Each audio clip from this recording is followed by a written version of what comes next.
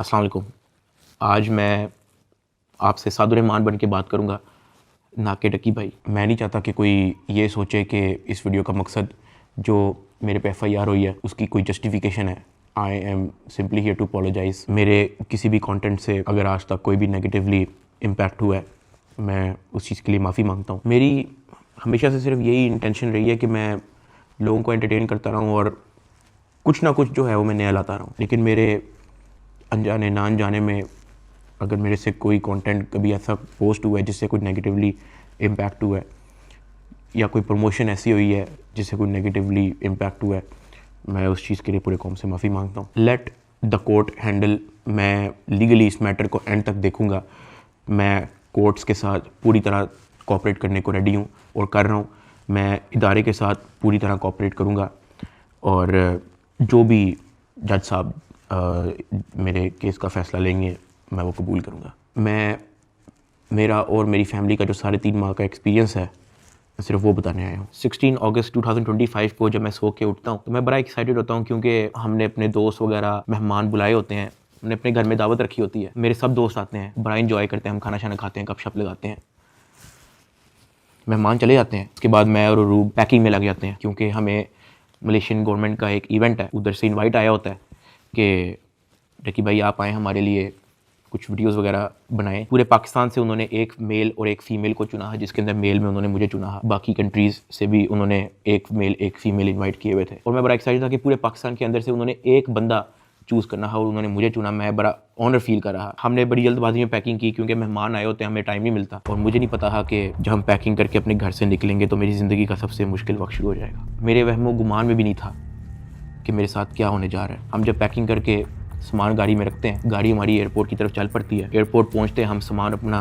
Unload करते हैं। रात के 9 बजे के करीब हमारी फ़्लाइट होती है। हम काउंटर पे जाते हैं और हमें अपना बोर्डिंग पास मिल जाता है। उसके बाद जहाँ पे इमिग्रेशन होनी होती है, जहाँ पे आपके पासपोर्ट पे एग्जिट स्टैंप लगती है, हम जब वहाँ पे पहुँचते हैं तो वो मेरे से पूछते हैं कि आप पे कोई FIR तो नहीं है। मैंने कहा नहीं। कहता आपका साइबर क्राइम में कोई इशू है क्या? मैंने कहा नहीं। कहते आप हमारे साथ आ जाएं। मैं और अरूब एक दूसरे की तरफ देखते हैं कि ये क्या हो गया। हम किसी को ऑन टाइम ज़्यादा इन्फॉर्म ही नहीं कर पाते हैं। मैंने ज़िया को सिर्फ मैसेज कर दिया है कि ये इस तरह से इशू हो गया है, तो शायद हम फ्लाई ना कर पाएँ, तो आप प्लीज़ गाड़ी जो है वो एयरपोर्ट ले आओ और हमें यहाँ से पिक कर लो। हमें लगा कि शायद हमें बस सिर्फ फ्लाई नहीं करने देंगे और हम घर जा सकेंगे। 5-10 मिनट के बाद इमिग्रेशन वाले हमसे हमारे मोबाइल ले लेते हैं, कहते हैं कि इसको एयरप्लेन मोड पर लगा दें और अरूब की तरफ वो इशारा करते हैं कि अगर आप जाना चाह रही हैं मलेशिया तो आप जा सकती हैं। अरूब ने कहा नहीं, अगर साथ मेरे साथ जा रहा है तो मैं चले जाती हूँ, वरना मैं इधर ही ठीक हूँ। शायद ये मेरी गलती ही, मुझे उसको जाने देना चाहिए था, क्योंकि उसके बाद जिस चीज़ से मेरी फैमिली ने गो थ्रू किया है, मैंने यही रिग्रेट किया कि मुझे अरूब को मलेशिया भेज देना चाहिए था। इमिग्रेशन वाले हमें एक रूम में बैठा देते हैं। मैं और अरूब बस आपस में गपशप लगा रहे होते हैं कि कोई नहीं कल चले जाएंगे, कोई नहीं दोबारा टिकट करा के परसों चले जाएंगे, इवेंट भी 2 दिन के बाद है, कल चले जाएंगे। हम आपस में यही डिस्कस कर रहे थे। बिल्कुल मेरे अंदर इतना सा भी वहम गुमान नहीं था कि असल में इशू क्या। 1 घंटे के बाद इमिग्रेशन वाले आते हैं, वो कहते हैं कि आ जाए हमारे साथ। एयरपोर्ट के बाहर NCCI की टीम आई होती है, मुझे वो हथकड़ी लगाते हैं, मुझे गाड़ी में बैठा देते हैं। अरूब कहती है कि मैंने भी साथ आना है। मैंने इसको कहा नहीं, तुम घर चली जाओ, मुझे नहीं पता क्या सीन है, मैं हैंडल कर लूँ। वो गाड़ी भी चल पड़ी थी, गाड़ी सीधा चलेगी NCCI ऑफिस गुलबर्ग। इस वक्त यूट्यूबर डकी भाई की गिरफ्तारी का हर तरफ चर्चा है। डकी भाई को लाहौर एयरपोर्ट पर उस वक्त गिरफ्तार किया गया जब अब इन्होंने मुल्क जा रहा था। NCCI लाहौर ने मारूफ यूट्यूबर सादुर्रहमान उर्फ डकी भाई के खिलाफ मुख्तलिफ इल्जामात के तहत मुकदमा दर्ज कर लिया। साइबर क्राइम एजेंसी ने यूट्यूबर साद उर्फ डकी भाई के खिलाफ मुकदमा दर्ज कर लिया है। मशहूर यूट्यूबर डकी भाई कल रात से गिरफ्तार है। पाकिस्तान के सबसे मशहूर यूट्यूबर डकी भाई एक बार फिर बड़ी मुश्किल में फंस गए हैं। मुल्जिम को गुज़श्ता रात लाहौर एयरपोर्ट से गिरफ्तार किया गया था। यूट्यूबर डकी भाई बड़ी मुश्किल में, हुक्म जारी, मदाहों के लिए बुरी खबर। डकी भाई डकी भाई डकी भाई डकी भाई डकी भाई डकी भाई डकी भाई। रात के तकरीबन 11 बजे हम NCCI ऑफिस पहुंच जाते हैं। हथकड़ी मुझे लगी हुई थी, मुझे ऊपर एक रूम में लेके गए। जब मैं NCCI के ऑफिस पहुंचता हूं तो वहाँ पे 6-7 ऑफिसर्स बैठे होते हैं। मेरी हथकड़ी वो खोल देते हैं, मुझे कुर्सी पे बैठा देते हैं और मेरी इंटेरोगेशन शुरू हो जाती है। वहाँ पे मेरे से क्वेश्चन करते हैं एप्लीकेशंस के प्रमोशन के बारे में। वहाँ पे मुझे पहली बार आइडिया होता है कि मेरा इस इशू पे मुझे एयरपोर्ट पे रोका गया। खैर मेरे से वो जो सवाल करते गए मैं उनको बताता गया। मेरे पास 3 मोबाइल थे, मैंने तीनों मोबाइल के पासवर्ड उनको दिए। उन्होंने मेरे से मेरे जीमेल अकाउंट के पासवर्ड पूछे, मैंने वो भी उनको ऑन द स्पॉट दिए। उन्होंने मेरे से मेरे लैपटॉप का पासवर्ड पूछा, मैंने उनको ऑन द स्पॉट दिया। ऐसा भी नहीं कि मैंने उनको कोई बहाना लगाया हो कि मैं पासवर्ड भूल गया हूँ, because I had nothing to hide. मैं इदारे के साथ कोऑपरेट करना चाहता हूँ। मैं ये नहीं चाहता कि इदारा ये सोचे कि मैं कुछ छुपा रहा हूँ। मेरा 23 दिन का रिमांड लिया गया। वो सारी इन्वेस्टिगेशन मैंने पहले 23 मिनट के अंदर दे दी थी। कई घंटे गुजर जाते हैं और तमाम ऑफिसर्स मेरी इंक्वायरी लेके चले जाते हैं, सिवाय एक के, जो मेरे इन्वेस्टिगेशन ऑफिसर्स थे, असिस्टेंट डायरेक्टर शुएब रियाज साहब। मेरे आईओ के अलावा जब तमाम ऑफिसर्स चले जाते हैं तो एक प्राइवेट बंदा बाहर से अंदर आता है। तो आईओ मुझे कहता है कि तुझे पता है कि तेरे पे एफआईआर होने वाली है। मैंने कहा यार मुझे थोड़ा सा एक्सप्लेन कर दें कि मेरे पे केस क्या है और क्या एफआईआर है और मैंने किया क्या है। तो जो प्राइवेट बंदा था जो बाद में आया था ना, वो कहता कि यार तेरे बहुत बड़े मामला आते हैं, तेरा बहुत बड़ा मैटर है, तेरे पीछे आईएसआई है, तेरे पीछे एमआई है, तेरे पीछे क्या क्या एजेंसी है। कहता तुझे पता ही नहीं है कि तूने क्या किया। तो वो मेरे पे ये इंप्रेशन डाला था कि हर इदारा जो है वो मेरे पीछे पड़ गया। साथ ही कहता कि लेकिन अगर आप हमारे साथ कोऑपरेट करेंगे तो हम आपके साथ कोऑपरेट करेंगे। मेरा तो काम ही कोई नहीं है। मैं सुबह उठता हूँ, फैमिली को टाइम दिया, बेगम को टाइम दिया, एक आधे दोस्त को टाइम दिया, जाके व्लॉग वगैरह बना लिया, घर आए, सो गए, दैट्स इट। इसके अलावा मेरी लाइफ में कुछ है ही। मेरे माइंड में 100 सवाल आना शुरू हो गए, लेकिन मेरे पास जवाब किसी का नहीं था। खैर उन्होंने मेरे पे एफआईआर दे दी, मुझे हवालात में बंद कर दिया। मैंने ज़िंदगी में कभी हवालात नहीं देखी थी। उस रात मैं नहीं सोया, मैं जागता रहा, रोशनी होगी। हवालात में सिर्फ एक ही लड़का था, मैंने उससे भी कोई ज़्यादा बातचीत नहीं की। सुबह 10-11 बजे के करीब एक बंदा आया, उन्होंने मुझे हथकड़ी लगाई और मुझे कोर्ट ले गए कि आपको जज साहब के सामने पेश करना है। मेरी फैमिली में से किसी भी बंदे ने आज तक कोई कोर्ट, कोई कचहरी, कोई पुलिस स्टेशन, कोई हवालात, कोई थाने, उनमें से किसी चीज़ का उनको नहीं था पता। जज साहब ने 2 दिन का रिमांड दे दिया। मुझे तो रिमांड का मतलब ही नहीं था पता। मुझे हथकड़ी लगा के फिर से एनसीसीआई ऑफिस ले जाते हैं और मुझे हवालात में बंद कर देते हैं। उससे नेक्स्ट डे की बात है, मेरी इन्वेस्टिगेशन चल रही होती है। एडिशनल डायरेक्टर एनसीसीआई सरफराज चौधरी साहब वो अचानक कमरे में आते हैं, मेरी तरफ देखते हैं, कहते हैं कि ए मुंडाई। आईओ कहते हैं हाँ जी। कहते हैं इसको लेके आओ मेरे पास। आईओ हथकड़ी पकड़ता है, मेरे हाथ पे लगाता है और कहता चल। मुझे जब हथकड़ी लगा के एडिशनल डायरेक्टर रूम में लेके जाते हैं तो वहाँ पे 5 ऑफिसर्स बैठे होते हैं। एडिशनल डायरेक्टर सरफराज चौधरी साहब मेरे से पूछते हैं कि तुम कौन से एप्लीकेशन के कंट्री हेड हो। मैंने कहा कि सर मैं किसी एप्लीकेशन का कोई कंट्री हेड नहीं हूँ। वो अपनी कुर्सी से अचानक उठता है, कहता तेरी माँ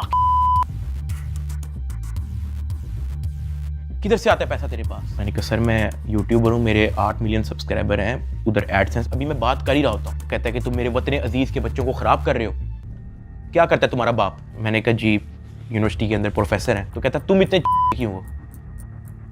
मैं चुप रहता हूँ। वो चीख के बोलते, कहता बोल। मैंने कहा जी सर मैं सिर्फ वीडियोस बनाता हूँ, मैं यूट्यूबर हूँ। माँ बहन की गालियाँ वो देता रहता है। उसने मेरे मुंह पे बहुत जोर का थप्पड़ लगाया। मैं बिल्कुल चुप होकर ऐसे मुँह नीचे करके खड़ा हो गया। तो कहता मुँह ते कर। अभी मैंने मुंह पर किया नहीं था। वो जोर से चीख के कहता मुँह ते कर। अभी मैंने वो मुंह पर किया ही था, उसने मुझे दूसरा थप्पड़ लगाया। मैं वहाँ पे बड़ा हेल्पलेस फील कर रहा कि यार मेरे से ऐसा क्या हो गया। मैं भी ये सोच ही रहा था, उसने मुझे तीसरा थप्पड़ लगाया। मुझे माँ बहन की गालियाँ दी जा रहा है। मैं अपना मुँह नीचे करके खड़ा हुआ हूँ तो मेरे थप्पड़ इधर लगता है, फिर वो कहता था मुँह पर कर, फिर मेरा थप्पड़ इधर लगता है। वो मारी गया जब तक उसका दिल नहीं भरा। मैंने तो गिने भी नहीं है कि उसने मुझे थप्पड़ कितने मारे हैं। फिर वो मुझे कहता कि अपनी टांगे बैंड कर। मैंने अपनी टांगे बैंड कर ली। कहता हाथ ऊपर कर। मैंने अपना हाथ ऊपर कर ली। वो घर में एक वीडियो कॉल लगाता है जो एक बच्चा रिसीव करता है जिसकी एस्टिमेटेड तकरीबन एज होगी 7 साल। एक हाथ में सिगरेट होती है। वो उस बच्चे से पूछता है कि डकी भाई को जानते हो। वो बच्चा कहता है जी। वो बैक कैमरा ऑन करता है, मेरे हाथ खड़े होते हैं, टांगे बैंड होती हैं। वो कैमरे से दिखाता है उस बच्चे को कि कौन है ये। कहता है डकी भाई। तो कहता कि तुम इसके प्रोग्राम देखते हो। कहता जी। वो पीछे जो प्राइवेट मुलाजिम खड़ा होता है वो बहुत ज़ोर का पीछे थप्पड़ मारता है। सरफराज चौधरी साहब उस 7 साल के बच्चे को कहते हैं ये देखो इसके साथ क्या हो रहा है, आप देखोगे तुम इसका प्रोग्राम। कहता नहीं, चलो फटाफट इसको गालियां दो। बच्चा कहता है कि सरफराज चौधरी साहब कहते हैं और का बच्चा। सरफराज चौधरी साहब कहते हैं और का बच्चा। थप्पड़ वो मारी जा रहा होता है पीछे। वो वीडियो कॉल पे उस बच्चे को दिखा रहा होता है कि ये तुम इसके प्रोग्राम देखते हो और ये मैं क्या बताऊँ यार। खैर मैं तब बड़ा हेल्पलेस होता हूँ। मैं समझ नहीं आती कि मैं क्या करूँ और किस तरह इससे निकलूँ। मैंने क्या किया ऐसा। खैर वो सरफराज चौधरी कहता है कि इसको ले जाओ, इसकी तरीके से तफ्तीश करो। जबकि मैं डे 1 को आया हूँ, मैं सब कुछ मोबाइल का पासवर्ड मैंने लैपटॉप के पासवर्ड, मैंने जीमेल के पासवर्ड, मैंने एक चीज़ नहीं छोड़ी। मुझे आज जितने ऑफिसर्स थे वहाँ पे, मुझे एक ऑफिसर आके दिखा दे, बता दे कि डक्की भाई ने हमें ये चीज़ नहीं थी दी, इसलिए हमने मारा है। वो तफ्तीश के अंदर इस जगह कोऑपरेट नहीं था कर रहा, इसलिए हमने मारा है। मुझे एक बंदा आके दिखा दे यार। मेरा 23 दिन का रिमांड लिया मैंने, पहले 23 मिनट के अंदर उनको सब कुछ दिया। मुझे ऊपर ले गए। मेरे से एक बंदा मिलने आया हुआ था, जावा फूड्स, मेरा एक जाने वाला है जिसने हमारे घर में, जब हमारे घर में दावत थी तो उसकी केटरिंग की थी। अब क्योंकि मुझे फ्रेश मार के ऊपर लेके गए थे, मेरी आंखों में आंसू थे, तो वो जब मिलने आया हुआ था, वो अचानक अपनी सीट से खड़ा हुआ और उसने मेरी तरफ देखा कि क्या हुआ है। मैंने कहा कि यार मैं इनके साथ पूरी तरह कोऑपरेट कर रहा हूँ, वो फिर भी मुझे मारी जा रहे हैं, मुझे माँ बहन की गालियाँ दे रहे हैं। तो अगर आपकी यहाँ पे किसी ऑफिसर से बातचीत है, आप उनसे काइंडली रिक्वेस्ट करें कि यार मुझे मारे कम, या मुझे तब मारे जब मैं आपको कुछ छुपा रहा हूँ या आपको कुछ गलत बता रहा हूँ, तब मार लें, लेकिन मुझे मारे कम। वो बड़ा परेशान हुआ, वो बाहर चला गया, कुछ खाने को मेरे लिए लेके आया था, पिज़्ज़ाज़ या कोई बर्गर लेके आया था। बाहर जाके मुझे नहीं पता कि उनके जानने वाले थे जुनैद सलीम जो एंकर हैं, उन्होंने कहीं उनको बात बता दी। जुनैद सलीम साहब ने जो है वो अपने पॉडकास्ट के अंदर इसका जिक्र कर दिया कि मेरा एक जानने वाला वहाँ पे गया तो डक्की भाई इस हालत में था। तो जुनैद सलीम साहब ने जो है वो इस चीज़ का पॉडकास्ट दे दिया। ज़ेरे हिरासत जब डक्की भाई थे तो कुछ लोग उनसे मिलने गए, तो उन्होंने कहा कि आप पिज़्ज़ा खाएंगे, तो डक्की भाई जवाब में उनके पाँव पड़ गया जो उनसे मिलने आए थे, और बिलक बिलक के रोने लगा और कहने लगा पिज़्ज़ा को छोड़े, उनसे कहे मुझे मारें कम। ये नहीं कहा कि मुझे ना मारें, मगर मुझे मारें कम, बहुत मार रहे हैं। जो फिर मेरे लिए अंदर प्रॉब्लम हुई, मुझे फिर इस बात पे डांट पड़ी कि मैं आगे बात आउट कर रहा हूँ। खैर मैंने फिर डिसाइड किया कि मैंने अब बोलना ही नहीं, मुझे जितना मर्जी मारे, मैंने किसी को नहीं बताना। मुझे हवालात में वापस बंद कर दिया इन्होंने। थप्पड़ किसने मारा था? थप्पड़ वो एहलकारों ने मारा था। थप्पड़ वाली एडिशनल डायरेक्टर ने भी मारा था, मैं आपको बताता हूँ जी। डक्की भी आगे बताएगा कि मुझे चपेड़े किसी ने मारी थी, और वो बेचारा एक बात कहता था कि यार मुझे मारो ना, मैं कॉपरेट तो कर रहा हूँ, मुझे मारो ना। जब इसको पेश करने लगे थे डक्की को, तो भाई वो आपको बताया था कि मैं इसको थप्पड़ मार के लाया हूँ। हाँ, तो वो थप्पड़ मार के लाए, वो मारते थे इसको। अब मैं आपको बताता चलूं कि इस पूरी इन्वेस्टिगेशन के दौरान ये जो असिस्टेंट डायरेक्टर शुएब रियाज, जो मेरा इन्वेस्टिगेशन ऑफिसर था, उनका जो फ्रंटमैन था, उसको सिर्फ इस काम के लिए रखा हुआ था कि वो मेरे से पैसों की डिमांड करे। उसने तब मेरे से पूछा कि यार तू बेवकूफ़ है। मैंने कहा क्या हुआ है? कहता यार तेरे पीछे आने वाला कोई नहीं। मैंने कहा यार मेरी फैमिली कभी इन चक्करों में पड़ी नहीं है। तो कहता नहीं तू बेवकूफ़ है, तुझे समझ नहीं आ रही कि मैं क्या कह रहा हूँ, तुझे अपना मसला नहीं हल करना। मैंने कहा नहीं, मुझे नहीं समझ आ रही आप क्या कह रहे हैं। कहता कि तेरा कोई दोस्त पीछे आने वाला, कोई तेरा भाई, कोई तेरा आउट ऑफ कंट्री कोई दोस्त रहता हो, कोई तेरे पीछे आने वाला नहीं। मैंने कहा कि मेरी तो बातचीत ही नहीं है किसी से, तो मैं किसको क्या कहूँ। तो कहता कि ये जो तेरा आईओ है ना, सारी गेम इसके हाथ में, इसने जो लिखना है तेरे साथ वही होना है, तो तू अगर इसके साथ ताउन करेगा तो तेरा मसला हल हो जाएगा। मैंने कहा मैं समझा नहीं आपकी बात। कहता कि भाई लगता है तुझे सारा पैसा कब्र में लेके जाना है, पैसे आप फिर कमा लोगे, आप अपना मसला हल करो। मैंने कहा मैं इन चक्करों में कभी भी नहीं पड़ा, मुझे नहीं पता कि क्या पैसे कितने लगते हैं, क्या होता है, मुझे नहीं पता, आप मुझे बताओ आप कहना क्या चाह रहे हो। कहता कि तेरा जो मसला है ना वो 7-8 के अंदर हल हो जाएगा। पहले मुझे लगा कि कोई 7-8 लाख की बात कर रहा है, कि कोई 7-8 लाख के अंदर मेरा मसला हल हो जाएगा। मैंने कहा 7-8 लाख? कहता नहीं तू लाखों में ही रही। मैंने कहा 7-8 करोड़? कहता तो और। मैंने कहा इतने तो मेरे पास है ही नहीं, मेरे रिसेंटली कुछ बहुत ज़्यादा खर्चे हुए हैं, मैंने आगे भी बहुत सारी मेरी स्पेंडिंग है, मेरे 100 और काम है, मेरे पास नहीं है। कहता बस फिर तो इधर ही पड़ा रहा है। मुझे वहाँ से आइडिया हो गया कि इस बंदे का काम सिर्फ और सिर्फ मेरे से पैसे मांगना है। जब मैं NCCI की कस्टडी में था, आप लोगों ने शायद 3,26,000 USDT की बात एडिशनल डायरेक्टर के पॉडकास्ट में सुनी होगी। 3,20,25,000 USDT वो इसके डिजिटल वॉलेट में से हमने अनर्थ करके कोर्ट ऑफ लॉ में सबमिट कर दिए।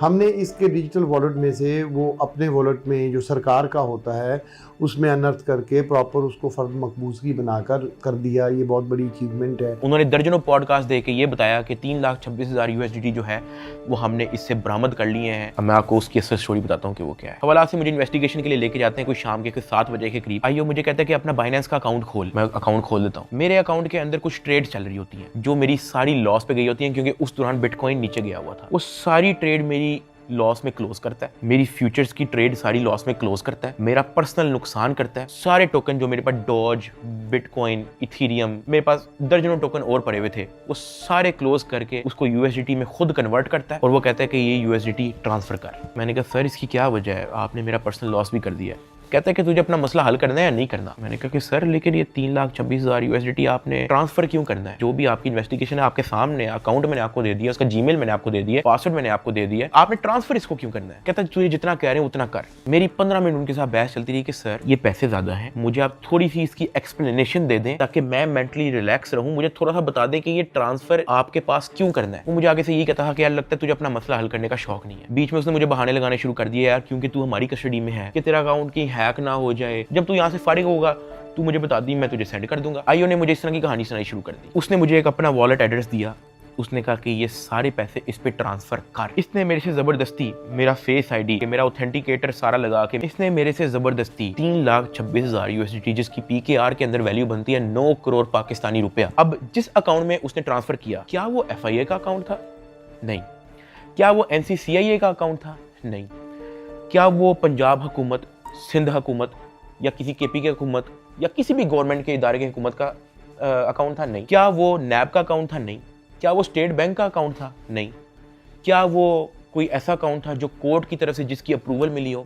नहीं। वो मेरे आईओ असिस्टेंट डायरेक्टर शुएब रियाज साहब का अपना पर्सनल अकाउंट था, जिसके अंदर इन्होंने मेरे 9 करोड़ रुपया एस्टिमेटेड ट्रांसफर किए। ट्रांसफर करने के बाद उन्होंने वापस मुझे हवालात में बंद कर दिया। कोई रिसीविंग नहीं दी, मुझे उसकी कोई रीजनिंग नहीं दी, कोई सबूत ही नहीं है इस चीज़ का कि इन्होंने अपने पास ट्रांसफर किया। 8 बज जाता है, 9 बज जाता है, 10 बज जाता है, 11 बज जाता है, मेरे से सोया नहीं जाता। एक ऑफिसर एक मुलजिम को छोड़ने आते हैं हवालात, मैं फटाफट उठ के उससे पूछता हूँ, मैंने कहा सर आपके इस एनसीसीआईए इदारे के अंदर जब कोई क्रिप्टो का कोई रोला चलता है, कोई यूएसडीटी का कोई रोला चलता है, तो उस पर क्या होता है? क्या उसको ट्रांसफ़र कर लिया जाता है? कहता मैंने कभी ऐसा सुना तो नहीं है। कहता क्यों, क्या हुआ है? मैंने उसको बताया। मैंने कहा आईओ ने मेरे 9 करोड़ रुपया यूएसडीटी ट्रांसफ़र कर लिया अपने पास। कहता अच्छा, तो उसने आपको कोई रिसीविंग दी है? मैंने कहा नहीं। कहता ऐसा होता तो नहीं है वैसे, लेकिन अगर आप कहते हो तो मैं किसी से पूछ लूँ। मैंने कहा जी पूछ ले, मैं बड़ा टेंशन में हुआ। उस पूरी रात मैं नहीं सोया। अगले दिन सुबह के कोई 10-11 बजे के करीब एक बंदा आता है, मुझे लेके जाता है ऊपर ऑफिस में, मुझे इतनी जोर का वो थप्पड़ लगाता है, मेरे ख्याल से मेरे पूरे 3 महीने के अंदर सबसे ज़्यादा जोर का थप्पड़ वो वाला थप्पड़ था जिसकी मैं अभी बात कर रहा हूँ। क्योंकि वो मुझे बता के नहीं लगाया जाता, वो मेरे पीछे से लगाया जाता है, मेरे सर पे इतना बड़ा उस बंदे का हाथ होता है, मुझे इतनी जोर का थप्पड़ लगाते हैं, मेरे यहाँ से मेरे ज़हन का मवाद, अंतरियाँ सारी मेरी आंखों से बाहर निकलने को करी ही। मैं इवन एक पॉइंट पे मेरा विजन ब्लरी हो गया है, मेरा विजन काला हो गया है, मैं बेहोश होने वाला है, इतनी जोर का वो थप्पड़ था। उसने कहा कि हर चीज़ बतानी जरूरी होती है। मैंने कहा कि सर मेरे 9 करोड़ रुपया आप ट्रांसफर कर लो, मुझे उसकी कोई रीजनिंग ना दो, मुझे उसकी कोई रिसीविंग ना दो, मैं अपना मुंह कैसे बंद रख लूं? इतनी सी बात पे उसने मुझे फिर से एक और थप्पड़ लगाया। मुझे आईओ के पास ले गया। आईओ कहता कि यार तुझे अपना मसला हल करने का शौक नहीं है।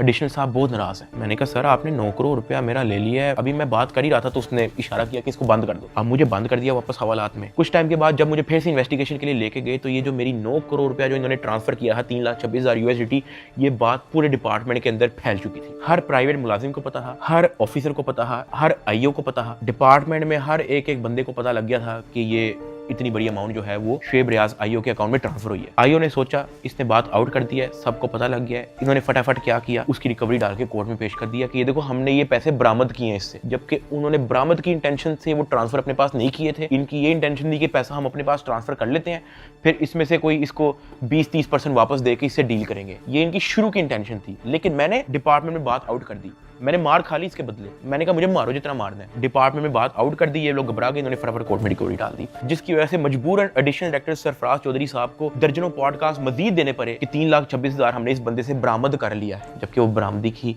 नीयत से ट्रांसफर नहीं किया गया। हाँ वो तो मैंने डिपार्टमेंट में बात आउट कर दी, तो फिर आपको स्टोरी बनानी पड़ी इसकी। 3,20,25,000 यूएसडीटी कोर्ट ऑफ लॉ में सबमिट कर दिए। जब मुझे इन्वेस्टिगेशन के लिए फिर से लेके गए तो वहाँ पे एक और बंदा आया था अपने काम से, मैं आप लोगों को उसका नाम तो नहीं बता सकता, लेकिन हम लोग उसका नाम रख लेते हैं बिग ब्रदर। ये बिग ब्रदर जो है आपने वीडियो के एंड तक याद रखना है। वो अपने किसी काम से आया था, उसने मुझे देखा, उसने मेरे से पूछा कि यार डक्की तेरे पे केस क्या है? मैंने कहा एप्लीकेशन प्रमोशन का केस है। तो कहता कि तेरा मैटर कहाँ तक पहुँचा है?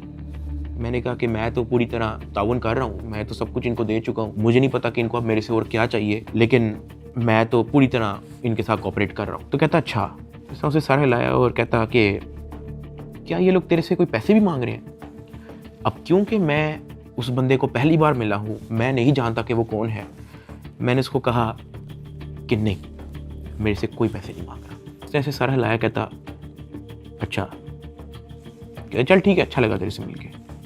वो अपने कामों में लग गया। खैर मेरी इन्वेस्टिगेशन के बाद उन्होंने फिर से मुझे जेल में हवालात में बंद कर दिया। इन्होंने अपनी पूरी कोशिश की कि हम इससे पैसे लें, हम इससे पैसे का पूछें। जब इनको आइडिया हुआ कि मैं इनको किसी भी तरह से एंटरटेन नहीं कर रहा, इन्होंने बहाने से मेरी फैमिली को बुला लिया। अरूब और मेरी अम्मा, उनको ये कह के बुलाया गया कि मेरी उनके साथ मुलाकात है। मुझे जब हवालात से ऊपर लेके गए तो अरूब बैठी हुई थी और उसकी इंटेरोगेशन हो रही थी। उसका मोबाइल जो है वो इन्वेस्टिगेशन ऑफिसर के हाथ में था। तो मैंने इन्वेस्टिगेशन ऑफिसर शुएब रियाज साहब से पूछा कि ये आपने इनका मोबाइल क्यों लिया है? तो कहता कि इन पे भी FIR होगी। तो अरूब घबरा गई। उसने कहा मेरे पे FIR क्यों होगी? उसने कहा कि आपने तो हमें साथ से मिलने के लिए बुलाया है, मुझे और मामा को, के साथ से मुलाकात हो जाएगी। तो कहता कि नहीं, FIR हो ना हो, ये जो आपके शोहर की FIR है इसी में बड़ी जगह है, हम आपको इसी में नामजद करेंगे। अरूब घबरा गई। मैंने अरूब की तरफ देखा, मैंने अरूब की तरफ इशारा किया कि मैंने कहा बस बिल्कुल चुप होके बैठ जाओ, बस ये वक्त गुजारो, बस इस वक्त हम कुछ नहीं कर सकते। खैर वो अरूब से कुछ क्वेश्चन उन्होंने पूछने शुरू कर दिए। मैंने यही कोशिश की कि मैं जल्दी से जल्दी अरूब को वापस भेज दूं घर। उसका मोबाइल वापस मिले ना मिले डजंट मैटर, वो घर जाए। आईओ ने अरूब का मोबाइल रख लिया। मैंने अरूब को कहा कि अब तुम घर जाओ, तुमने वापस नहीं आना। जब अरूब घर गई है तो उसने जब वकीलों से डिस्कस किया तो वकीलों ने कहा कोई बात नहीं, हम प्री अरेस्ट बेल करवा लेंगे। तो अरूब ने कहा ओके। अगले दिन उन्होंने जाके प्री अरेस्ट बेल करवा ली। जब उन्होंने प्री अरेस्ट बेल करवाई तो प्री अरेस्ट बेल की खबर पहुंच गई इदारे में, NCCI ऑफिस में, आईओ के पास और सरफराज चौधरी एडिशनल डायरेक्टर के पास। इन्होंने फिर से मुझे कहा कि अपनी फैमिली को मीटिंग के लिए बुलाएं। मैंने घर वालों को कॉल की क्योंकि उसकी प्री अरेस्ट बेल हो चुकी थी। मैंने कहा चलो अब इसको खतरा नहीं है और इसका मोबाइल भी उनके पास है, तो I think it's not a big deal, मैं बुला लेता हूँ। ऑफिसर्स ने जो है मेरे घर कॉल करवाई। मैंने कहा कि अम्मा वो बड़े अफसरान, एडिशनल डायरेक्टर और इन्वेस्टिगेशन ऑफिसर्स बुला रहे हैं, तो बाकी घबराएं ना, कोई इस तरह कोई नेगेटिव मीटिंग या इस तरह का कुछ नहीं है, तो आ जाएं। मेरी माँ और अरूब प्री अरेस्ट बेल करवाने के बाद एडिशनल डायरेक्टर रूम में आ गए। सरफराज चौधरी साहब कहते, जतोई साहिबा आप अपने आप को क्या समझती हैं, आपने प्री अरेस्ट बेल करवा ली है? तो अरूब ने कहा जी। तो कहता अच्छा करवाएं, जो आपने करना करें, 5 रुपए का एक नया सफ़ा आता है, हम एक नई FIR लिखेंगे और आपको पकड़ लेंगे। अरूब मेरी तरफ देख रही है कि ये क्या है, ये किस तरह की मीटिंग है। मेरी माँ परेशान, लाल उनके चेहरे हो गए थे सबके। एडिशनल डायरेक्टर सरफराज चौधरी साहब ने फिर अपना मोबाइल खोला, वहाँ WhatsApp खोला, उन्होंने ऊपर लिखा जज, और ऐसे मेरी माँ को और मेरी वाइफ को लिस्ट दिखाई ऐसे स्क्रॉल करके कि ये देखो मेरा इस जज से भी ताल्लुक है, मेरा इन जज से भी ताल्लुक है, मेरा इस जज से भी ताल्लुक है, क्या कर लेंगे आप? जब वो इस तरह जजेस की लिस्ट दिखा रहा था तो उसने बड़े ऊंचे अल्फाज में बोला कि यहाँ पे जज भी मैं हूँ, यहाँ पे वकील भी मैं हूँ, यहाँ पे सब कुछ मैं हूँ, जितनी आपने प्री अरेस्ट बेल करवानी है करवाएं, नया पर्चे में हम पकड़ लेंगे। हमारे पास कुछ कहने को नहीं था। मैंने वहाँ पे सिर्फ सर को कहा कि जी सर आप सही, बिल्कुल सही कह रहे हैं। मैंने अपने घर वालों की तरफ देखा, मैंने उनको इशारा किया कि प्लीज़ वक्त गुजारें बस।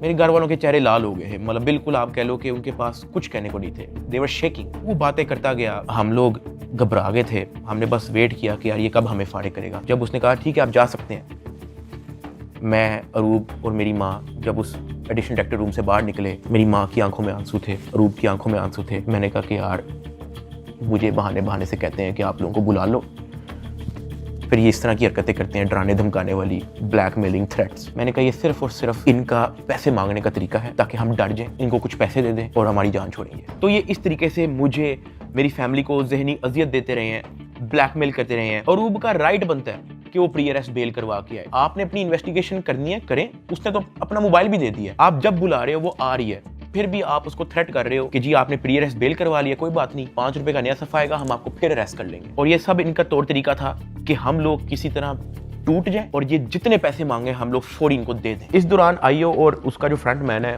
जब उनको पता लगा कि मैं और मेरी फैमिली किसी भी तरह से इनको एंटरटेन नहीं कर रही, कोई पैसों के मामले में लिफ्ट नहीं करवा रही, तो इन्होंने मेरे एक दोस्त से बात की और उस दोस्त को कहा कि इसको मुझे आके कहो कि ये पैसों से मसला हल होगा। उसकी जो भी गपशप हुई मेरे दोस्त ने वापस आके बताई, कहता कि ये पैसे ही मांग रहे हैं। मैंने कहा यार इस तरीके से मेरी फैमिली को ब्लैकमेल कर रहे हैं, इस तरीके से मुझे टॉर्चर कर रहे हैं, ये लोग चाहते क्या है? वो ये कह रहे हैं कि अरूब को हम पर्चे में नामजद ना करें और उस पर कोई नया पर्चा ना दें और उसको अरेस्ट ना करें, उसका वो 1 करोड़ रुपया मांग रहे हैं। मैंने कहा भाई इन्होंने मेरा बैंक अकाउंट ब्लॉक कर दिया, इन्होंने मेरी USDT भी अपनी जेब में डाली, मेरे अब्बा जी का बैंक अकाउंट ब्लॉक है, मेरी अम्मा जी का बैंक अकाउंट भी इन्होंने ब्लॉक कर दिया है, अरूब का बैंक अकाउंट इन्होंने ब्लॉक कर दिया है, जिया का बैंक अकाउंट इन्होंने ब्लॉक कर दिया है, इवन मुनीब जो अंडर 18 है उसका बैंक अकाउंट भी ब्लॉक कर दिया है।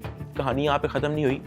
मेरे दादा अब्बू जिनका मैंने आज तक व्लॉग में जिक्र नहीं किया, आज तक उनकी अपीयरेंस नहीं हुई, 80 साल एंड अबव की उनकी उम्र है, उनका बैंक अकाउंट भी ब्लॉक कर दिया। मेरे पास 1 टका नहीं है इनको देने के लिए। सॉरी।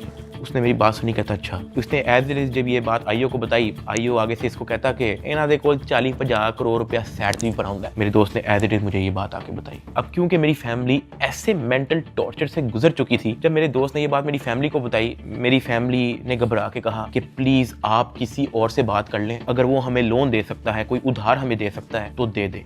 मेरे दोस्त ने इवन मेरे एक और दोस्त से भी बात की, उसने मना कर दिया, कहता यार हम नहीं कर सकते, 1 करोड़ पे बहुत ज़्यादा है। मेरे दोस्त ने फिर आईओ से बात की, आईओ कहता कि हम 60 लाख से नीचे नहीं लेंगे, अरूब की हद तक, अभी हम डकी की बात नहीं कर रहे हैं। ये बात जब उसने मुझे आके बताई, मैंने कहा मेरे पास है ही नहीं 60 लाख, या मेरे पास 60 रुपये नहीं है, सब कुछ इन्होंने ले लिया। अगले दिन मेरी कोर्ट में पेशी थी, मेरा रिमांड लेने के लिए जब कोर्ट में गए तो मेरी फैमिली वहाँ पे आई हुई थी। उन्होंने मेरे से हाथ जोड़ के, रंग उनके उड़े हुए थे, कहा कि साद जो कह रहे हैं इनको प्लीज़ दे दो। अरूब कांप रही थी, कहती कि मुझे पकड़ लेंगे, मुझे पता भी नहीं है कि इनको कैसे हैंडल करना है, मुझे नहीं पता कि आगे मेरे साथ ये लोग क्या करेंगे, प्लीज़ ये जो मांग रहे हैं दे दो। जब मैंने उनकी शक्लें देखी फैमिली की, मैंने कहा ठीक है, लेकिन मेरे पास 60 लाख रुपए वाकई में नहीं है, आप किसी से बात कर लें। मेरे मामू आउट ऑफ कंट्री रहते हैं, वो ऑस्ट्रेलिया से फ्लाई करके आए हैं, जो हमने इनको ये सारी कहानी बताई है। मेरे एक मामू इधर पाकिस्तान में होते हैं, वो भी आए हैं, उनसे हमें उधार लेना पड़ा कि प्लीज़ हमारी हेल्प कर दें, हमारा ये मसला है, हमें 60 लाख रुपया उधार चाहिए। उन्होंने 60 लाख रुपया हमें कैश अरेंज करके दिया, वो कैश हमने इन लोगों को पहुंचाया। इनको पैसे जो है मेरे भाई ने भिजवाए थे, मुझे तो पता भी नहीं था कि इनको पैसे पहुंच गए हैं या वो मेरे मामू ने दिए हैं, ये सारी बातों का मुझे बाद में पता लगा। जब इनको पैसे पहुंच चुके थे, अगले दिन मुझे एडिशनल डायरेक्टर सरफराज चौधरी साहब ने मुझे फिर से कहा कि आप अपनी फैमिली को, अगर आपने मीटिंग करनी है तो आप बुला लें। मैंने कहा जी ठीक है, मैंने अपनी फैमिली को बुला लिया और तब एडिशनल डायरेक्टर साहब का रवैया मेरी फैमिली के साथ टोटली चेंज हो चुका था। वहाँ से मुझे आइडिया हुआ कि it was never about the case, it was always about the money. वो मेरी फैमिली से बड़े अच्छे से बात कर रहे हैं, मुझे आइडिया हो गया हाँ कि इनको शायद पैसे पहुंच चुके हैं। वो इवन कमरे से चले भी गए थे, उन्होंने कहा कि अगर आपने अपनी कोई प्राइवेट बात करनी है तो आप कर लें। जब वो कमरे से गए हैं तब मेरी माँ ने, अरूब ने, मेरे भाई ने सारी कहानी बताई कि किस तरह से मेरे मामू ने उधार 60 लाख रुपया दी है इस सारी कार्रवाई के लिए। मैंने अपनी माँ से माफ़ी मांगी, मैंने कहा यार आई एम सॉरी कि मेरी वजह से इतना कुछ करना पड़ रहा है सबको। कहती कोई बात नहीं, अल्लाह पाक देख रहा है, इट्स ओके। खैर मेरी फैमिली को 5-10 मिनट दिए हैं मेरे से बात करने के लिए और वो चले गए। अब तक मेरा 16-17 दिन का रिमांड हो चुका था, इतना लंबा रिमांड होता नहीं है। अभी वीडियो में कुछ टाइम पहले मैंने आपको कहा था कि बिग ब्रदर एक बंदा आपने याद रखना है। ये बिग ब्रदर इस बार फिर से एनसीसीआई ऑफिस आता है, लेकिन ये इस बार मेरे से मिलने आता है। वो मेरे से पूछता है कि किधर तक पहुंचा तेरा केस। मैंने कहा कि सर मेरी तरफ से तो मैं सब कुछ दे चुका हूँ, मुझे नहीं पता कि इनका क्या इरादा है। उसने मेरे से पूछा कि यार इतना लंबा तेरा रिमांड क्यों हुआ है। मैंने कहा सर नो आइडिया, जबकि मैं इनको सब कुछ दे चुका हूँ। इनके पास मेरे सारे मोबाइल हैं, इन्होंने मेरी वाइफ को भी नामजद किया है, सारे ईमेल पासवर्ड लिए हुए हैं, सब कुछ इनके पास है, ये फिर भी मेरा रिमांड डिमांड करते हैं। कहता अच्छा तो इन्होंने पैसों की बात की है तेरे से, क्योंकि मैं उस बंदे पे उस तरह से ट्रस्ट नहीं था करता। मैंने कहा नहीं, इन्होंने मेरे से कोई पैसों की बात नहीं की। कहता किसी ने इशारा दिया हो, किसी ने इनडायरेक्टली तेरे से डिमांड की हो, या किसी ने कहा हो कि तू अगर पैसे दे देगा तो तेरी छूट हो जाएगी। फिर वही बात कि मुझे नहीं था पता कि वो बंदा कौन है। मैंने उसको कहा कि नहीं। उसने मेरी तरफ देखा ऐसे, कहता आर यू श्योर।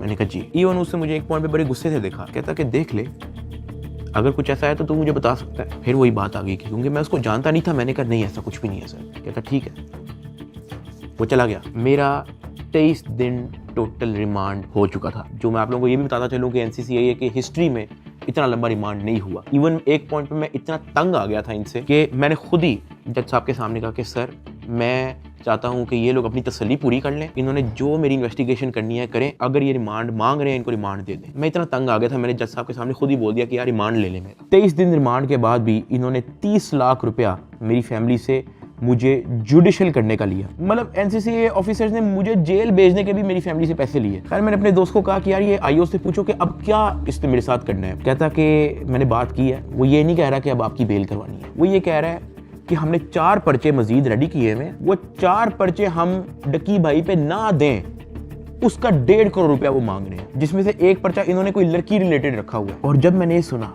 मैं बर्बाद, मैं टूट चुका था।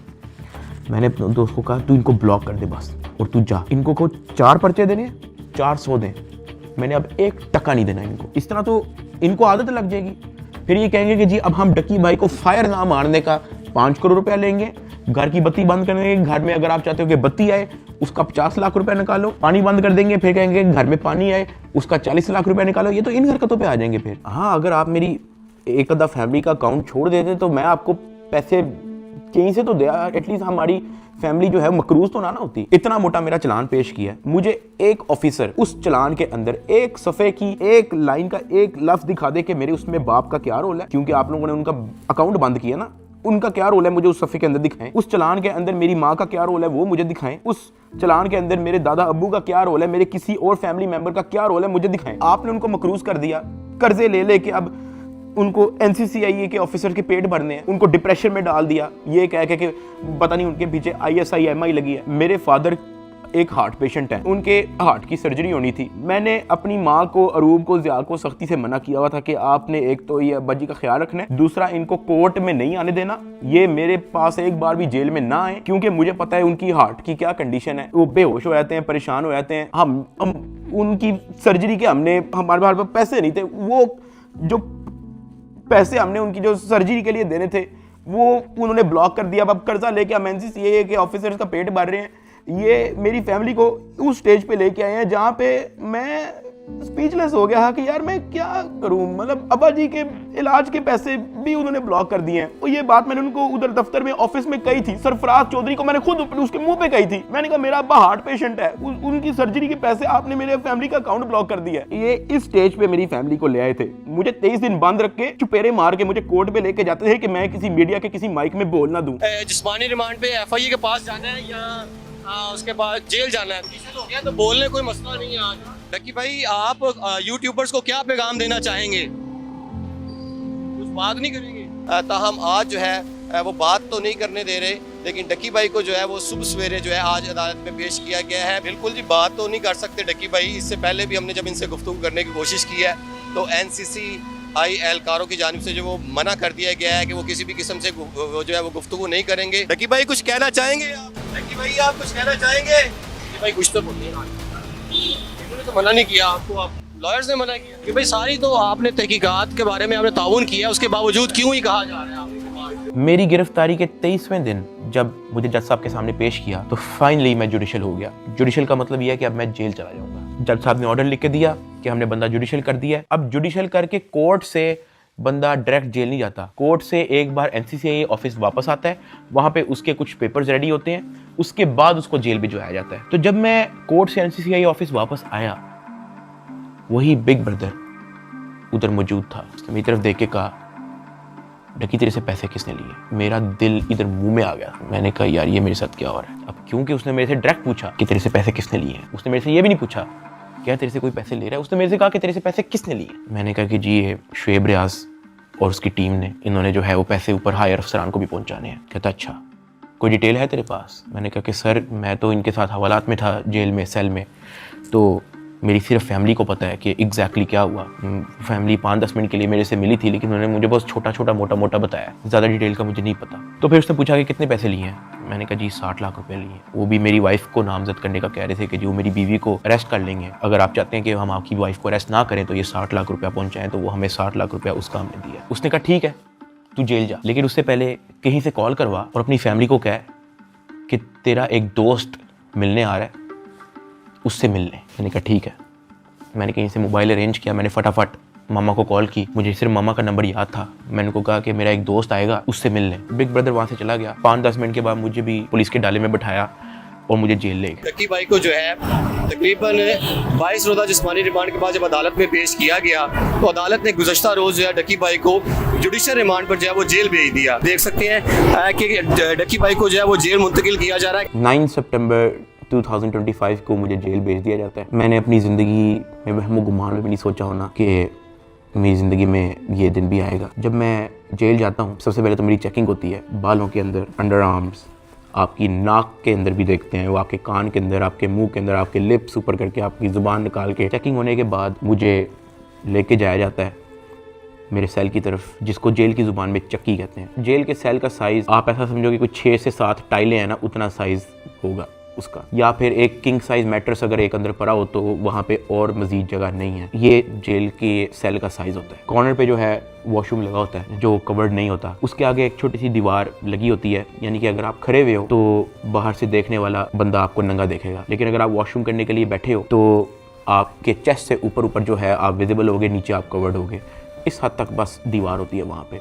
उसी के ऊपर जो है वो एक टूटी लगी होती है पानी की। मैं जब अपने सेल में आता हूँ तो शाम हो जाती है, मुझे सेल में लाते ही लॉक कर दिया जाता है, क्योंकि मेरा नया नया एक्सपीरियंस होता है, मुझे नहीं समझ आ रही होती है कि मैं कहाँ पे आ गया हूँ। मैं इधर उधर देखता हूँ, परेशान हो जाता हूँ कि ये क्या हो रहा है मेरी ज़िंदगी में। बहुत ऊंचा पंखा लगा होता है जहाँ से मुझे आइडिया होता है कि कोई चाह के भी खुदकुशी नहीं कर सकता। अंधेरा हो जाता है, मुझे कुछ समझ नहीं आ रही होती कि मैंने क्या करना है। खैर मैं दीवार के साथ लग के बैठ जाता हूँ बिल्कुल ऐसे ही, और सोचता रहता हूँ कि ये मेरी ज़िंदगी कहाँ से कहाँ आ गई है। मैं अपने सेल से बाहर देखता हूँ तो 1.5 लीटर की बोतल पड़ी होती है, उसके ऊपर कैप भी लगा होता है। मेरा हाथ तो वहाँ तक नहीं पहुँचता, लेकिन कोई 15-20 मिनट के अंदर एक इंचार्ज जो है वो वहाँ से गुजर रहा होता है। मैं उसको आवाज़ देता हूँ कि सर, वो मेरी बात सुनते हैं, हाँ जी। मैं उनको कहता हूँ कि सर वो सामने 1.5 लीटर की बोतल पड़ी है, वो काइंडली मुझे पकड़ा दें।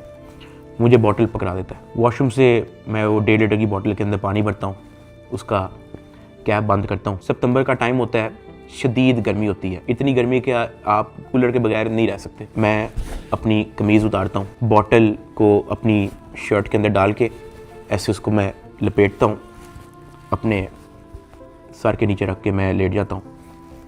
2 दिन मेरे ऐसे ही गुजरे। जेल के एक्सपीरियंस में मैं ज़्यादा डिटेल में बात नहीं करूँगा इस वीडियो में, मैं वो फिर कभी आप लोगों को एक्सपीरियंस बताऊँगा। 3 दिन मैं उस सेल में रहा, मुझे किसी ने नहीं बुलाया, किसी ने कोई आवाज़ नहीं दी। तीसरे दिन एक ऑफिसर आता है और उसके हाथ में एक चिट होती है। वो चिट की तरफ देखता है, वो कहता है साधु रहमान की रही। मैं अपना हाथ करा करता हूँ कि जी सर। मैं कहता आजा तेरी मुलाकात आई है। वो फीलिंग ही बड़ी अजीब सी थी कि आपको किसी ने पूछा है, आपसे बात की है किसी ने, और इससे पहले मुझे पता ही नहीं था कि मुलाकात क्या होती है। खैर उसने मुझे मेरे सेल से निकाला, मुझे एक जगह पे ले गया, और 3 दिन बाद मैंने किसी अपने को देखा। मेरी माँ, अरूब और ज़िया वहाँ पे खड़े हुए थे, लेकिन मैं उनको मिल नहीं सकता था, उनको गले नहीं लग सकता था, मैं उनको सलाम नहीं कर सकता था, क्योंकि हमारे दरमियान में शीशा लगा हुआ था। उनकी तरफ एक लैंडलाइन पड़ा हुआ था, एक लैंडलाइन मेरी तरफ पड़ा हुआ था, और उस लैंडलाइन में ही आप बात कर सकते हो। मैंने ज़िंदगी में इतना बेबस फील नहीं किया। एक लैंडलाइन उनकी तरफ पड़ा होता है,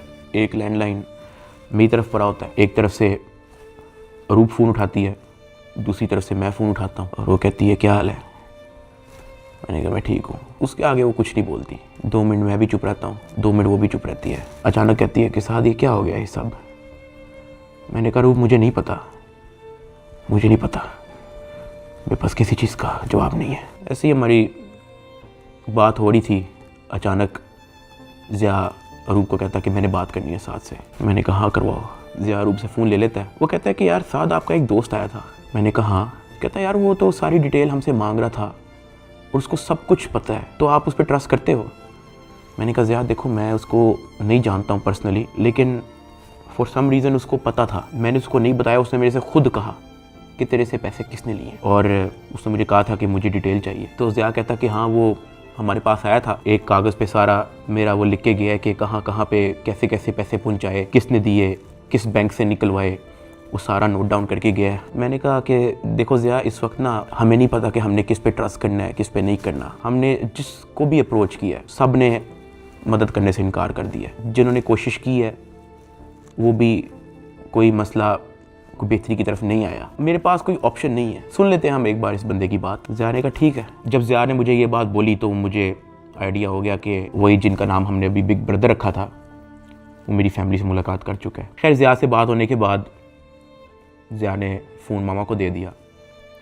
मामा भी रो पड़ी, गपशप हो रही ही। साथ उन्होंने कहा था कि जो आपका दोस्त आया है कहता कि आप मेरी भी माँ है, आपको कुछ नहीं होगा, आपने अब 1 भी रुपया किसी को नहीं देना, बस जो आप लोगों ने दे दिया है उसकी मुझे डिटेल दे बस। खैर वही 15-20 मिनट होते ही हैं वो फ़ोन बंद हो जाता है। ना मुझे मामा की आवाज़ आ रही होती है, ना मेरी आवाज़ उन तक जा रही होती है। तो मुझे रियलाइज़ होता है कि मेरा वक्त ख़त्म हो गया। वहाँ का एक इंचार्ज मुझे मेरे सेल में वापस छोड़ देता है। मैं वापस उसी जगह पे आ जाता हूँ। वक्त के साथ साथ जेल में अपने आप को एडजस्ट किया, मेंटली एक्सेप्ट किया कि भाई तू अभी इधर ही है। 10 दिन गुजर गए। 10 दिन के बाद एक इंचार्ज फिर से आया चिट लेके, कहता साधु रहमान के रही। मैंने कहा जी सर मैं। कहता आजा तेरी मुलाकात है। मुझे लगा मेरी फैमिली आई है, लेकिन जब मैं उधर पहुंचा तो वही बिग ब्रदर मेरे से मिलने आया था। खैर उसने कॉल उठाई, कहता कैसा है डकी। मैंने कहा सर मैं बिल्कुल ठीक। कहता तू अपनी फैमिली के सामने रोया क्यों था। मैं उनसे मिलने गया तो वो तेरी माँ कह रही थी कि वो रो रहा था उधर। मैंने कहा सर मैं बस थोड़ा इमोशनल हो गया उनको देख के। कहता नहीं हो, पता है जेल हो गई है तुझे तो क्या हो गया है, अंदर बैठ के घर वालों को तो नहीं ना परेशान करना, उनके सामने मुस्कुरा के जाया कर, हंसता खेलता उनके साथ शुगर लगाया कर। क्या मैं बिल्कुल ठीक हूँ, अंदर बड़ा मज़ा आ रहा है। मैंने कहा सर वो हो जाता है, मैं तो कोशिश करता हूँ कि मैं उनको कोई टेंशन ना दूँ, लेकिन चेहरे पे बंदे के लिखा आया था। कहता खैर मैं गया उस दिन तेरे घर, माँ जी बहुत परेशान थी, मैंने उनको तसल्ली दी है, तुझे मैं सिर्फ ये बताने आया हूँ कि तू तगड़ा रहे। फिर उसने मुझे कहा कि अगर आने वाले कुछ टाइम के अंदर अगर तुझे कोई न्यूज़ तेरे रिलेटेड सुनने को मिलती है तो पैनिक नहीं होना और अंदर किसी से कोई बात शेयर नहीं करनी। कोई पूछे कहना मुझे इल्म नहीं किसी चीज़, और अपनी फैमिली को भी कह दे कि किसी चीज़ को लेकर पैनिक नहीं होना। अगर कोई प्रेशराइज करने की कोशिश करे, कोई कॉल करे, कोई अप्रोच करे, जस्ट इन्फॉर्म अस। साथ मैंने उनको ये भी बताया कि जब मैं NCCI की कस्टडी में था तो वो मुझे कहते थे कि आपके पीछे MI लगी हुई है। तब उसने मुझे कहा कि जिन लोगों का नाम लेके आपसे पैसे ले रहे हैं ना, मैं उस इदारे से हूँ। फिर उसने मुझे बताया कि ये बात जब मुझे पता लगी तो हमने अपने हायर अथॉरिटीज़ को भी इन्फॉर्म किया, तो let me and my team handle it. तूने अंदर किसी से कोई बात नहीं करनी, अपनी फैमिली से ज़्यादा कोई बात नहीं करनी, सिर्फ उनका हाल चाल पूछ और रोना धोना बंद कर, उनके सामने शुगर लगा, हंस मुस्कुरा, कह के बड़ा मज़ा आ रहा है अंदर, जो बुरा वक्त था वो चला गया, अब बस तू वक्त काट। फिर मैंने उसको बोला कि सर वो जो एडिशनल डायरेक्टर सरफराज चौधरी साहब हैं वो मुझे रिमांड के दौरान कहते थे कि मैं तेरी हाई कोर्ट तक बेल रोकूंगा। तो उधर बिग ब्रदर कहता कि छोड़ दे, कुछ नहीं होगा। उसके बाद वो हुआ जो किसी ने वहमो गुमान में भी नहीं सोचा था। ये मुकदमा दर्ज करवाने वाला कोई और नहीं बल्कि डिप्टी डायरेक्टर सरफराज चौधरी है, जिसने डकी को गिरफ्तार किया और उसको दुनिया का सबसे बड़ा मुजरम बनाकर पेश किया। इस डायरेक्टर को आज सस्पेंड कर दिया गया है। Additional director national cyber crime investigation agency Lahore हैं सरफराज चौधरी साहब, उन्हें जनाब सस्पेंड कर दिया गया है। पूरी तैयारी है NCCI की डकी की बेल कैंसिल करवाने। डकी भाई के खिलाफ कार्रवाई करने वाले NCCI के अहलकार ऑफिसर सरफराज चौधरी साहब को मुअत्तल कर दिया गया है। उसके बाद वो चीज़ें हुई हैं, वो चीज़ें हुई हैं जो मैंने अपने वहमो गुमान में भी नहीं सोचा था। मैं जब 23 दिन रिमांड में था मैं इतना मायूस हो गया था, मैं अल्लाह पाक से भीख मांगता था कि या अल्लाह मुझे रास्ता दिखा, या अल्लाह मुझे इस झंझट से निकाल दे, या अल्लाह सब कुछ तेरे सामने है, मैं किसी जोगा नहीं, मेरी फैमिली किसी जोगे नहीं, हम फंस चुके हैं, हम गीदड़ों में फंसे हुए हैं, या अल्लाह मुझे यहाँ से निकाल दे। मैं हाथ जोड़ के भीख मांगता था। मैं हवालात में एक गंदे से कमरे में बैठ के मैं भीख मांगता था कि या अल्लाह तू सब देख रहा है, तेरे सामने हो रहा है सब कुछ, मेरे लिए कोई तो दरवाजा खोल, मुझे कोई रास्ता दिखा, मैं कहाँ जाऊँ। NCCI अफसरान की गिरफ्तारी पर मुकदमा यूट्यूबर डक्की भाई की अहलिया अरूब जतोई की मुद्दत में दर्ज किया गया। डक्की भाई की फैमिली से रिश्वत लेने का ये मामला, NCCI के अफसरान का जिस्मानी रिमांड मंजूर। अरूब जतोई ने दरखास्त दी है national cyber crime investigation agency के 8 अफसरों और 1 फ्रंटमैन पर। ये हो क्या रहा है? बैटिंग एप्स को रोकने वाले ही बैटिंग ऐप के जरिए पैसे मंगवा रहे हैं। मुकदमा डक्की भाई की अहलिया अरूब जतोई की मुद्दत में दर्ज किया गया। 12 लोग हिरासत में हैं FIA के। अफसर शुएब रियाद और सरफराज चौधरी, उन्होंने रिलीफ के नाम पर अरूब जतोई से रिश्वत मांगी पर 90 लाख रुपए की रकम बतौर रिश्वत वसूल की गई। वो लोग जिनके कंधों पे निजाम की हिफाजत की जिम्मेदारी रखी गई थी, वही खुद इस निजाम में नकब लगाने लगे। जो तफ्तीशी थे आज वो मुलजिम के रूप में अपने ही इदारे के सामने जवाबदेह हैं। 7 अफसरान ने ओहदों से इस्तीफा दे दिया। 90 लाख रुपए रिश्वत लेने के केस में NCCI के एडिशनल डायरेक्टर समेत 6 अफसरान का जिस्मानी रिमांड मंजूर कर लिया गया है। अरूब जतोई इस बात पर डट गई हैं कि NCCI अफसरान जिन्होंने उनसे रिश्वत ली है इनको नहीं छोड़ेंगी। जिन ऑफिसर्स ने मेरी फैमिली को मेंटल ट्रॉमा से गुजारा, जिन ऑफिसर ने मेरी फैमिली को मेंटली टॉर्चर किया, जिन ऑफिसर ने मुझे बेवजह मारा, मैं उनसे भीख मांगता गया कि यार मुझे ना मारे, मुझे फिर भी मारते गए। जिन ऑफिसर्स ने बच्चे को वीडियो कॉल करके मुझे उससे माँ बहन की गालियां दिलवाई, अगले दिन उन सब की खबर आ गई कि वो सब गिरफ्तार हो गए। और ये जो 100 दिन की कैद थी, जब मुझे किसी किस्म की कोई उम्मीद नहीं थी नजर आती, मैं कभी कभी अल्लाह पाक से कहता था कि अल्लाह तू मेरी क्यों नहीं सुन रहा। लेकिन ये सब जब मुझे खबरें सुनने को मिली तो मैंने रियलाइज़ किया कि अल्लाह ने मेरी तभी सुन ली थी जब बिग ब्रदर मुझे फर्स्ट टाइम NCCI ऑफिस में मिला और उससे मेरे से पूछा कि तेरे पे केस क्या है। इसमें मैं FIA एंटी करप्शन इदारे को बड़ा अप्रिशिएट करना चाहूँगा, जिन्होंने मेरी फैमिली का सारा केस सुना, मेरी फैमिली के एक मेंबर के पास जाके उन्होंने उनकी स्टोरी सारी सुनी, उनका बयान लिया, इन पे FIR लॉन्च की और ये सब कुछ हुआ। वहां से मुझे रियलाइज हुआ कि इदारे बुरे नहीं होते, कुछ लोग होते हैं जो बुरे होते हैं। और अनफॉर्चुनेटली मेरे केस के अंदर भी मुझे बुरे लोग मिले, लेकिन क्योंकि अच्छे लोग भी एग्जिस्ट करते थे, अल्लाह पाक ने उनको वसीला बनाया, उनको हमारे पास भेजा। 16 अगस्त को मैं गिरफ्तार हुआ। 100 दिन टॉर्चर, ऐसा रोलर कोस्टर जो मैंने ज़िंदगी में कभी भी नहीं सोचा था मैं और मेरी फैमिली ने गुजारा। 100 दिन के बाद जस्टिस शहराम सरवर, मैं उनको सल्यूट करता हूँ, उन्होंने मुझे बेल दी हाई कोर्ट से। मैं जब जेल में था, जब सबसे पहले मुझे इस चीज़ की न्यूज़ मिली कि डकी तेरी बेल हो गई है, तब जो मेरी बॉडी पे खून दौड़ा था उसके लिए मैंने 100 दिन इंतज़ार किया। मैं तो जम गया था, मैं ख़त्म हो गया था, मैं बर्बाद हो गया था। सही बताऊँ तो मैं हार मान ली थी, मैं टूट चुका था। मुझे नहीं पता कि मैं क्या करूँगा। ये 100 दिनों में क्या क्या हुआ, ये वीडियो तो शायद 40-50 मिनट की होगी। अगर मैं आपको बताना शुरू करूं तो ये वीडियो 4-5 घंटे की होनी चाहिए। बहुत सारी चीज़ें मेरी मजबूरी है, मैं नहीं बता सकता। इवन ये जो भाई थे जिनका नाम हमने बिग ब्रदर रखा था, उनसे मैंने रिक्वेस्ट की, मैंने कहा सर मुझे लोगों को बताने दें कि आपने हमारी फैमिली के लिए क्या क्या किया। कहता Ducky, we work in the shadows, हमें आपकी अप्रिसिएशन नहीं चाहिए, ये हमारी ड्यूटी थी। आपकी माँ हमारी माँ है, आपकी फैमिली हमारी फैमिली है। ना हम चाहते हैं कि आप हमारा नाम लें, ना हम चाहते हैं कि आप हमें मेंशन करें। उसने कहा क्योंकि हमारे इदारे का नाम लेके आपको और आपकी फैमिली से फाइनेंशियल बेनिफिट्स ले रहे थे, तो we have to step in. इदारे की ट्रेनिंग ही ऐसी है कि अगर हमारे इदारे का कोई नाम लेके अपने लिए कोई बेनिफिट लेगा तो उसकी कोई टॉलरेंस नहीं है। ये हमारी ड्यूटी है, we are here to serve this country. अगर आप गलत होते या आपकी फैमिली गलत होती तो हम आपका साथ ना देते, लेकिन हमने देखा कि हमारी माँ मुश्किल में है, हमारी बेटी मुश्किल में है, हमारा भाई मुश्किल में है, तो हमें आपकी अप्रिसिएशन ही चाहिए, खुश रहें। और मैं बड़ा हैरान हुआ कि एक तरफ NCCI ऑफिसर्स हैं जो दर्जनों पॉडकास्ट दे रहे हैं पब्लिकली, लेकिन बैक एंड पे वो क्या हरकत करें उस चीज़ का किसी को नहीं पता। और दूसरी तरफ ये बिग ब्रदर का इंस्टीट्यूशन जिन्होंने दिन रात एक कर दिया मेरी फैमिली के लिए। और जब मैंने उनका कहा कि मुझे बताने दे लोगों को, तो कहते हमें क्रेडिट नहीं चाहिए। सेल्फलेसली काम किया और एक भी पॉडकास्ट उनके एक भी ऑफिसर ने एक भी इंटरव्यू नहीं दिया, just working in the shadows. और मुझे और मेरी फैमिली को उन पे फ़ख्र है, और मेरी सिंपैथी हर उस फैमिली के साथ है जो कभी इन करप्ट NCCI ऑफिसर्स के थ्रू अफेक्ट हुई है। अल्लाह पाक किसी की फैमिली को उस चीज़ से ना गुजारे जिस चीज़ से मेरी फैमिली गुजरी है। एक और चीज़ की बड़ी कन्फ्यूजन थी कि मेरे एक्चुअली वकला कौन है। तो मेरा केस जो है वो बैरिस्टर अमृत शेख देख रही हैं और एडवोकेट उस्मान लतीफ़ जो मेरा केस आगे परसू कर रहे हैं। लेकिन मैंने सबकी वीडियोस देखी हैं, जितने वकला हैं जिन्होंने मेरे लिए स्टैंड लिया, मैंने सबके टिकटॉक वीडियोस देखी हैं। मैं दिल से उन तमाम एडवोकेट्स का शुक्रगुजार हूँ जिन्होंने मेरे लिए स्टैंड लिया। इस पूरे 100 दिन के अंदर जो मेन सवाल लोगों का था ना, वो ये था कि यार डकी भाई आप तो इस मामले से फारिग होने के बाद मुल्क छोड़ के चले जाओगे। लेकिन मैं आप लोगों को एक बात बताऊं, 8 साल हो गए हैं मुझे यूट्यूब पे आए हुए, मैंने सिर्फ अच्छा टाइम देखा है। जहां 8 साल इस मुल्क ने मुझे सब कुछ दिया, इस मुल्क के लोगों ने मुझे प्यार दिया, इस मुल्क के लोगों ने मुझे सपोर्ट दी, तो ये 3 महीने की मुश्किल में मैं मुल्क छोड़ के जाऊंगा तो ये तो मेरी सेल्फिशनेस है कि जहां 8 साल इस मुल्क ने आप पे कोई मुश्किल नहीं आने दी, तो 3 महीने की मुश्किल पे मैं इस मुल्क को छोड़ के कैसे जा सकता हूँ।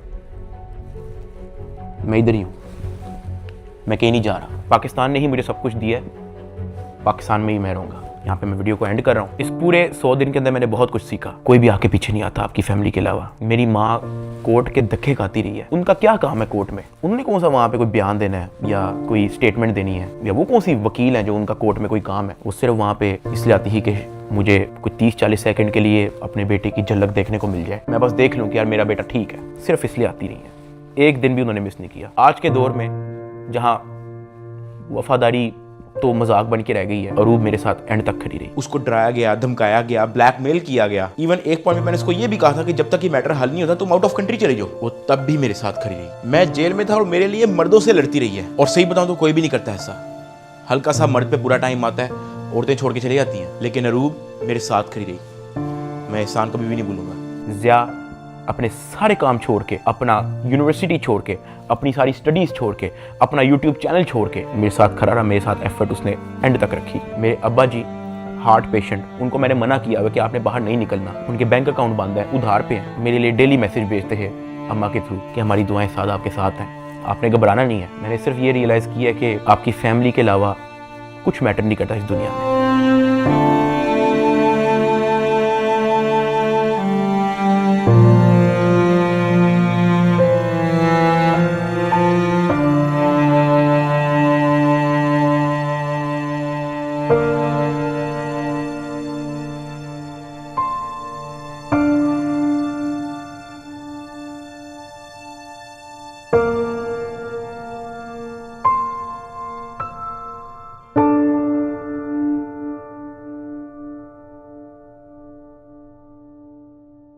और मुझे पता है कि मैं इस वक्त इस स्टेज पे नहीं हूँ कि मैं किसी का नाम ले सकूँ, लेकिन I want to thank field marshal Asim Munir साहब and director general of military intelligence, जिन्होंने इतनी प्रोफेशनलिज्म दिखाई और मेरी फैमिली को इस करप्ट माफिया से निकलने में मदद की। और ये जो बिग ब्रदर जिनका मैंने जिक्र किया है, मैं तो जेल में था, मेरी फैमिली को कुछ भी नहीं पता था। जब जब उनको कोई परेशानी होती ही, जब जब उनको कोई सवाल होता था, जब उनको किसी चीज़ की टेंशन होती ही, ये जो बिग ब्रदर हैं ये और इनकी टीम हमेशा उनके लिए अवेलेबल रही है। और इस तरह का clean up operation in corrupt mafia के अगेंस्ट आज तक पाकिस्तान की तारीख में नहीं हुआ। और ये सब क्रेडिट जो है ये इंटेलिजेंस एजेंसीज को जाता है। और जैसे मैंने आपको कहा कि मैं आप लोगों को सब कुछ तो नहीं बता सकता, मैं अगर बताना शुरू करूं तो ये वीडियो कुछ 40-50 मिनट की नहीं, ये वीडियो कुछ 4 घंटे की होगी। वैसे भी आप लोग कहोगे कि ये झूठ बोल रहा है, ये तो कोई टॉम क्रूज की मिशन इम्पॉसिबल हॉलीवुड मूवी की स्क्रिप्ट बता रहा है। मैं बस यही कहना चाहता हूँ कि मैं और मेरी फैमिली हमेशा इनके शुक्रगुजार है। मैं आप सबको थैंक यू कहना चाहूँगा कि आप लोगों ने मुश्किल टाइम पे भी मेरा साथ नहीं छोड़ा। मैंने घर आके सोशल मीडिया देखा है, आप सबके कमेंट्स पढ़े हैं, मैंने आप सबकी वीडियोस, आप सबके एडिट्स मैंने देखे हैं। मुझे याद है गिरफ्तारी से पहले व्लॉग्स के अंदर मैं कहा करता था कि गाइस हमने 9 मिलियन सब्सक्राइबर्स करने हैं, लेकिन वो ख्वाब हमारा अधूरा रह गया। मैं गिरफ्तार हो गया, मेरे पास मेरा चैनल भी नहीं था, मैं जेल में था, मुझे लगा कि सब कुछ ख़त्म हो गया। This is the end, Ducky Bhai is no more, he is finished. अचानक एक इंचार्ज आता है, कहते डकी भाई तेरे 9 मिलियन सब्सक्राइबर्स हो गए हैं, मुबारक हो। That is where I realised